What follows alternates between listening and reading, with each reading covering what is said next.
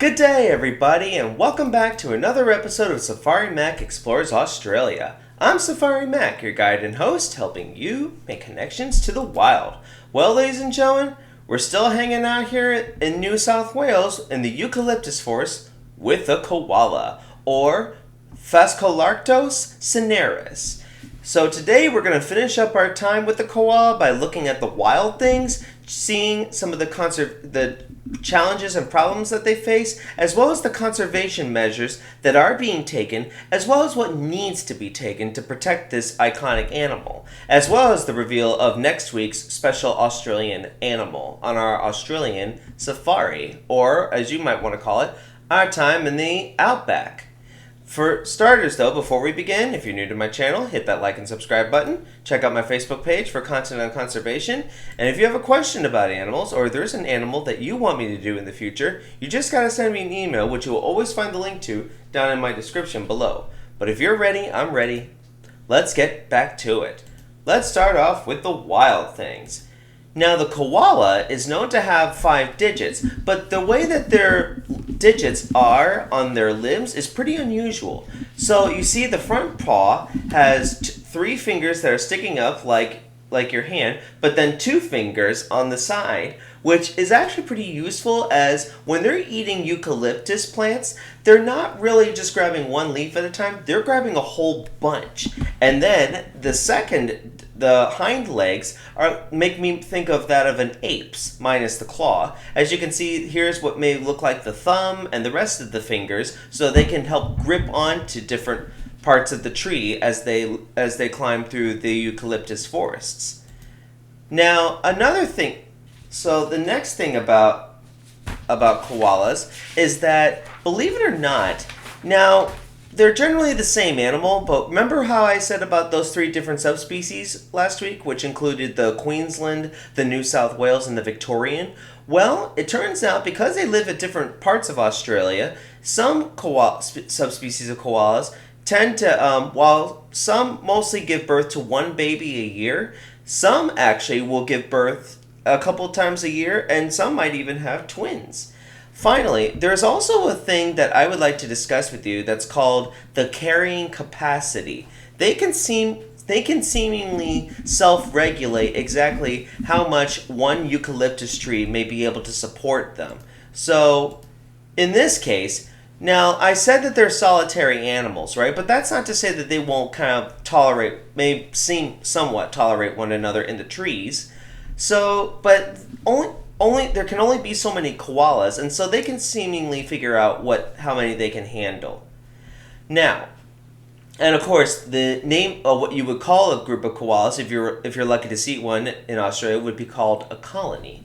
Now let's get into the problems and the challenges that these animals have faced. Now, despite being all cute and cuddly, unfortunately, that's not enough to save them. There's been a lot of problems. Loss of habitat, disease, drought, and I'm sure we're all familiar with this unfortunate incident that took place around 6 years ago or so. Who remembers the 2019-2020 Australian wildfires? Oh. I do. I honestly can remember watching it on the news, seeing how much death and destruction that these fires had caused. Now, of course, as we need to remember, wildfires are part of the natural circle of life, but the problem, these fires, this was just way, way intense. As a result, 3 billion animals were killed, including koalas. And of course, we all know that world famous video of that one lady that helped save a koala as a burn victim to get help, while the rest of its home, unfortunately, was destroyed. Now, that's not just the major problem. Back in the time, koalas were slaughtered, not because they were seen as pests, but because of the people wanted their pelts. So I'm gonna tell you a little story about what happened back in the time.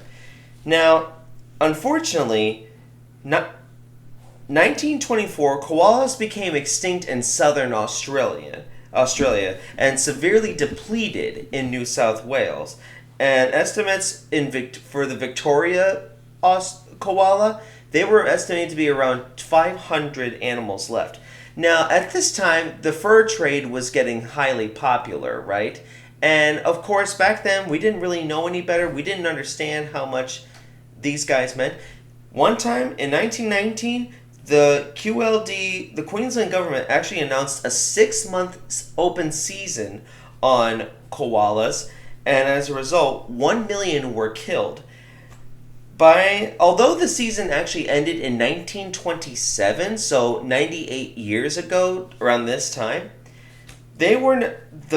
over at least 800,000 were slaughtered within just a month as when the season reopened. Now, as you can guess, the people were actually very outraged by this because they didn't want these guys to go. They wanted to help these animals. And so this animal was listed as part of the protected species back in the 1930s. Unfortunately, while labeling this animal as a protected species was a good thing, they missed a major key component: the trees. See, unfortunately, while saving the animal is one thing, you can't do one thing if you don't do the other part. And in this case, the trees were not given any kind of protection. And so as a result, koalas are losing their homes because of the disappearance of the trees that they rely on. And even today, that's still a major problem. Of course, there's always time, and we can do something about it in terms of conservation efforts.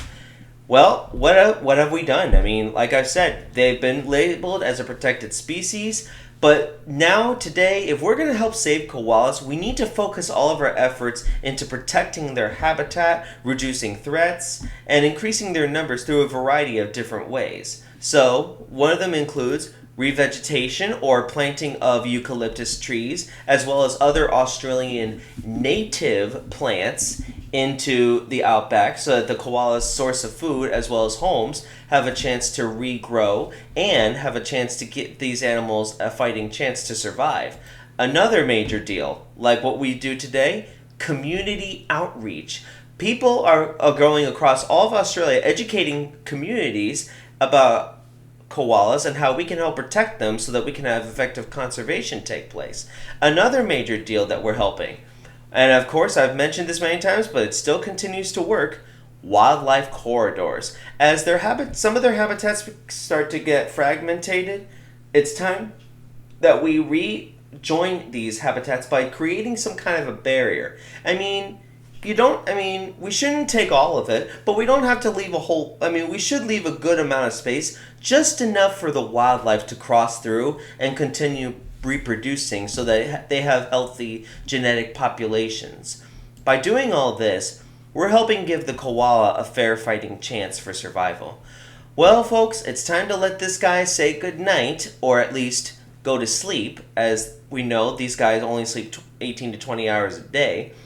But be sure to prepare yourself next week as we visit some of the Australian rivers for one of the world's strangest of Australian mammals, the platypus. But until next week, this is Safari Mack.